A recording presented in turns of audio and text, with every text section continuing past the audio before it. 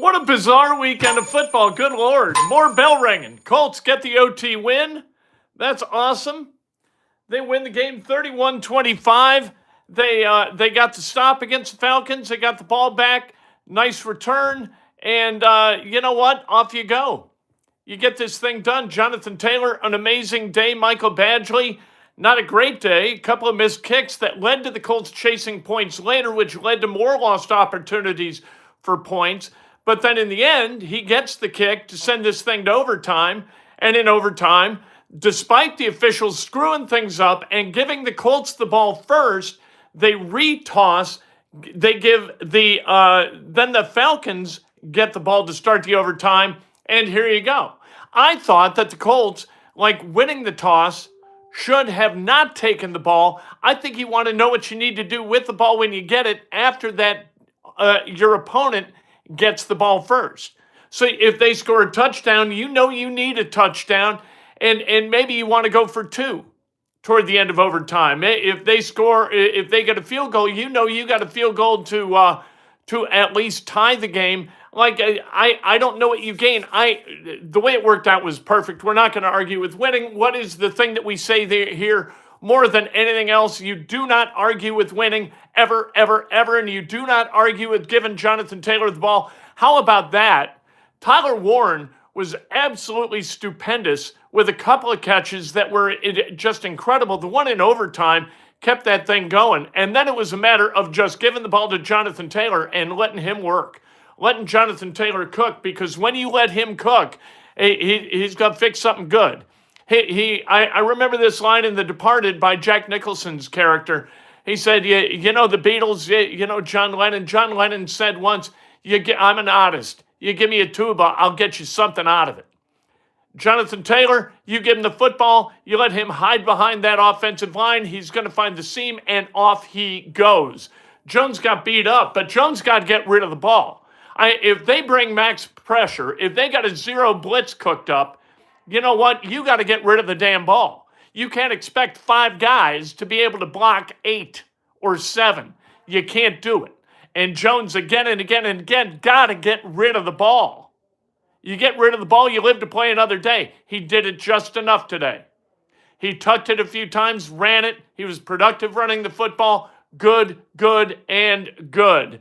Christopher Kelly says, I thought the 4th downs instead of field goals would make us lose this game, but they pulled it off. JT's amazing, MVP. Go Colts, go Hoosiers. What an awesome Indiana weekend. Absolutely right. Christopher, I agree with you, but those missed kicks, like they put you behind, and so you kept trying to chase. Instead of being pleased with 3, you really kind of wanted 7 to make the score differential really meaningful and get it to that kind of 2-possession plateau. And the missed kicks made that impossible. That missed extra point was huge. Huge. But, again, we don't argue with winning. Do you bring somebody in? Did Michael Badgley save his job? Or do the Colts bring people in during the bye week to get that position settled a little bit? We'll see. JT had 286 yards from scrimmage today. Incredible. It is incredible. He went by 1,000. He went by 1,100 today. He had around 900 going into the game. This was just a superlative performance and really necessary for the Colts to be able to win this game. Did Tyler Warren get 100 yards? Let's see. That's a happy question. ESPN's got him at 99. That hurts. How about, let's go over a couple of big plays. Eric Dobby says 2 huge catches by Warren the last 2 drives. And one was over kind of his weak shoulder, right? But he still figured out a way to hold on to the damn thing. Tanner Bortolini hustling from behind on that first drive to recover a Taylor fumble.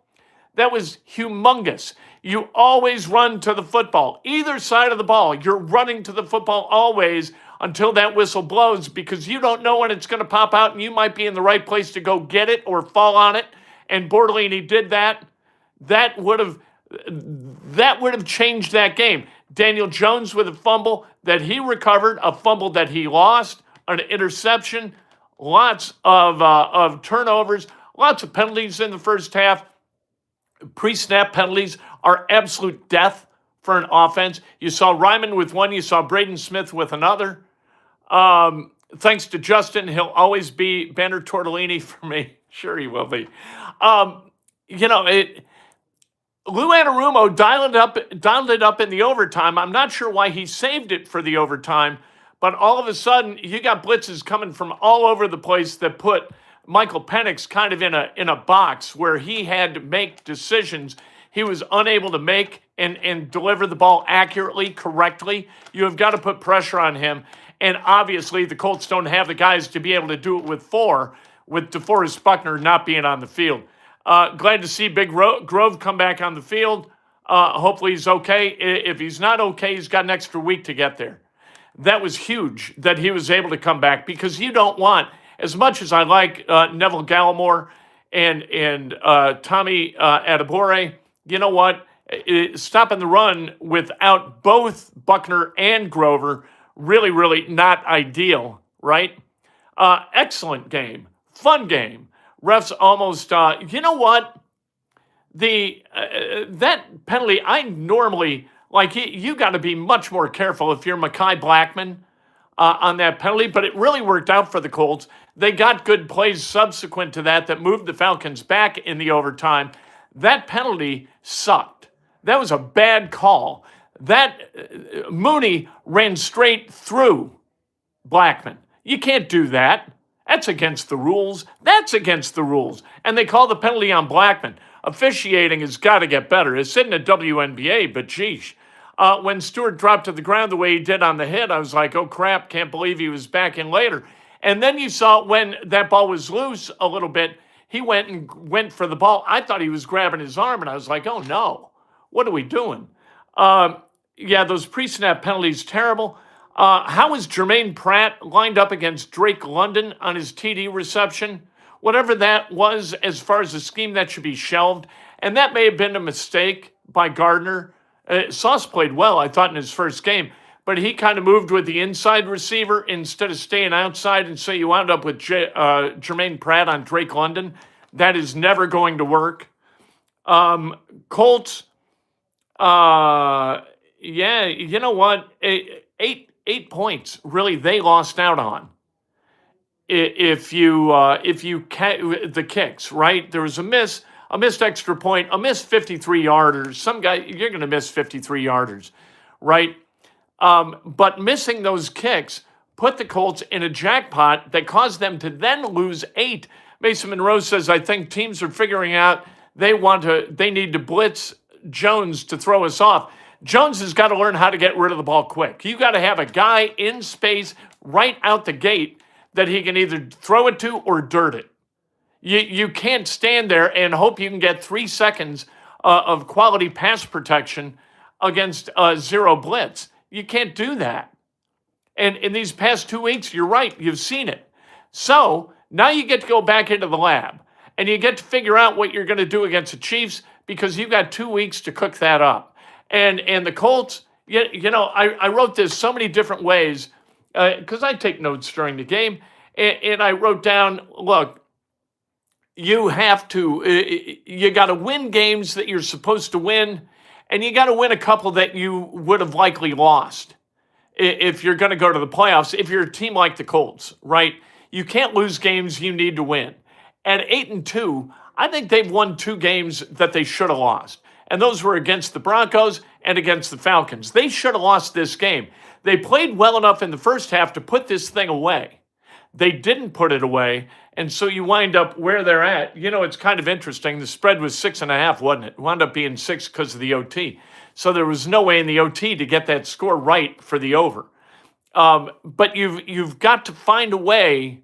This was a game that they should have won in the first half, didn't. So the Falcons won it in the second half, but didn't, and the Colts won it in overtime.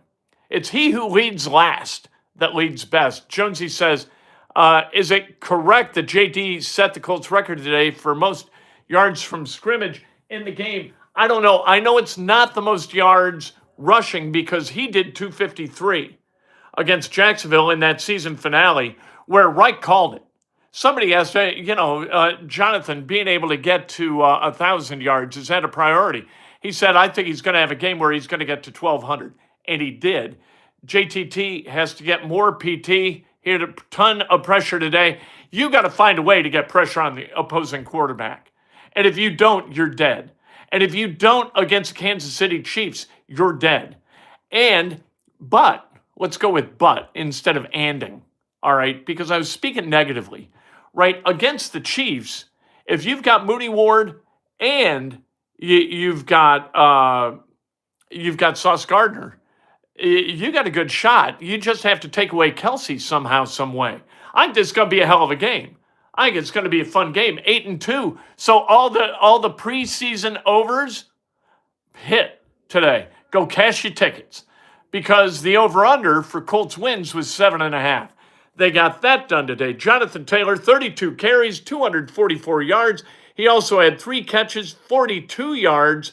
So according to ESPN, he's got 286 from scrimmage and then 3 touchdowns. His long run was the long run of the year in the NFL at 83 yards. Tyler Warren, 8 catches, 99 yards. Pierce, 4 for 84. Taylor, 3 for 42. Pittman, 2 for 19. Mo Ali Cox, catch the damn ball. You don't get enough targets to not catch the ball 2 weeks in a row. 3 fumbles for Daniel Jones, 1 lost, 1 recovered. Zaire Franklin with 10 tackles today. If I'm not mistaken, that's his first game of the year with double-digit tackles. Jermaine Pratt and Nick Cross with 7 each. Franklin, Cross, Bynum, all with sacks today. No defensive lineman with a sack today. The Cam Bynum play was absolutely humongous in this game. Absolutely humongous. Amir Abdullah, extremely underrated. Great returns, 100% right. And Abdullah, when he got the ball once receiving, he had 8.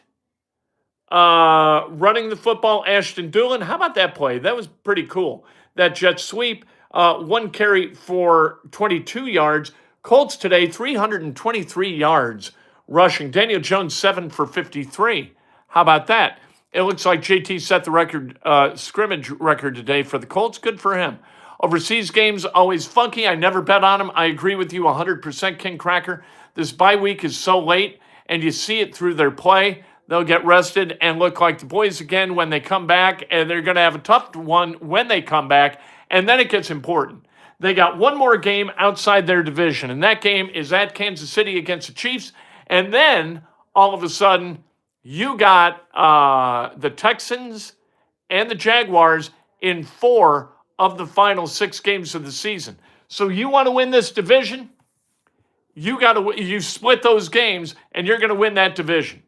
Because look, you've got the Chiefs game, the 49ers game. What else you got? That's a pretty good question.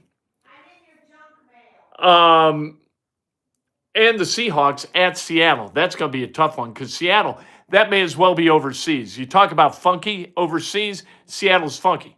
If you haven't played there before, if you haven't seen a game there before, you should go. That game, December 14th, you got a chance to go to Seattle to watch that game. Do it. It's great.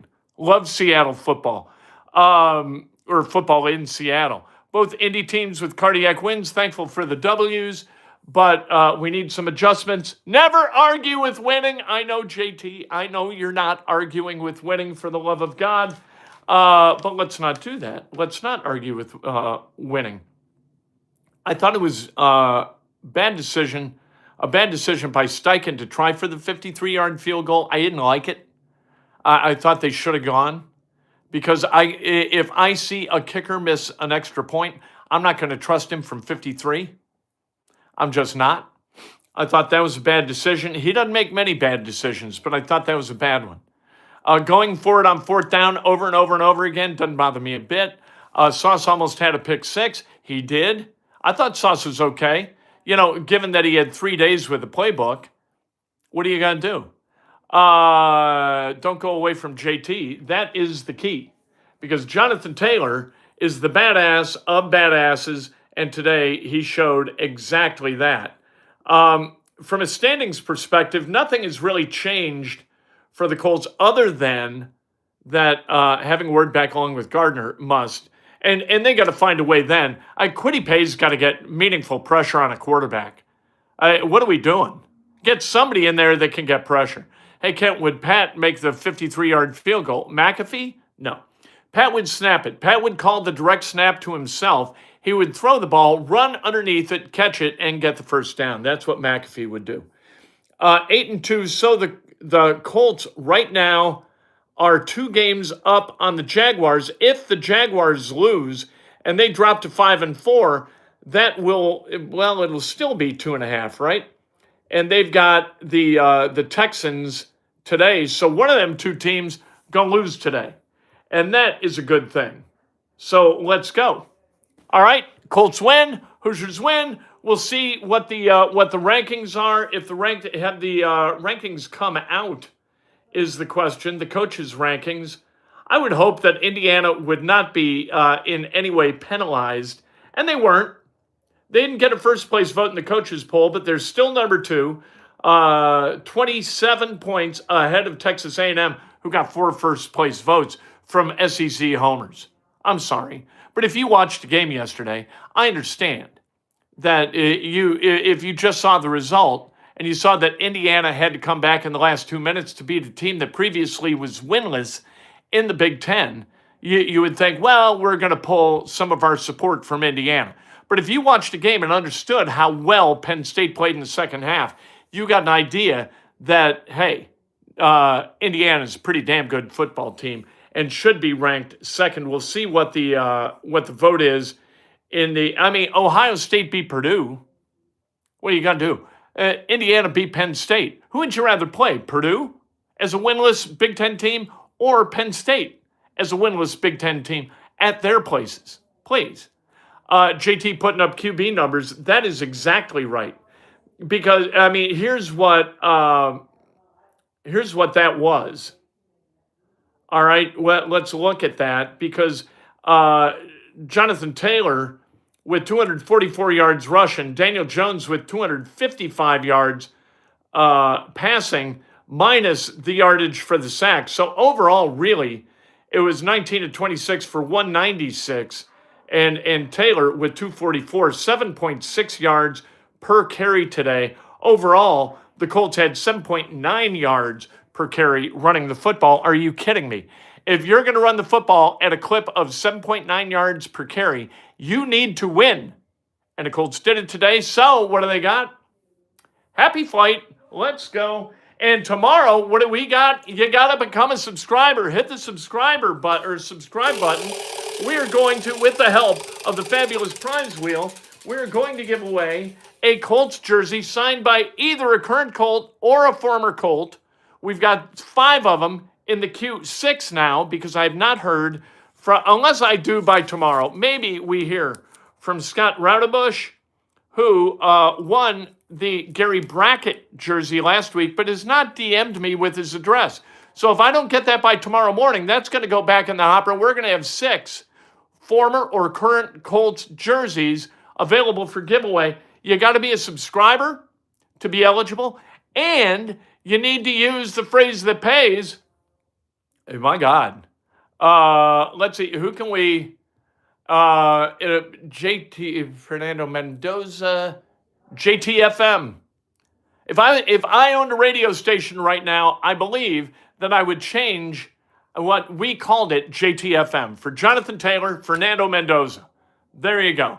Johnathan Taylor, so JT, Fernando Mendoza, FM, that is your entry.